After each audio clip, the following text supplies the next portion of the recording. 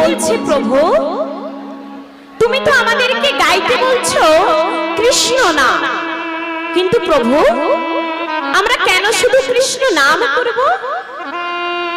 কারণ তুমিই তো বলেছো প্রভু, জগৎ গুরু কৃষ্ণ আর প্রেম গুরু রাধা রানী।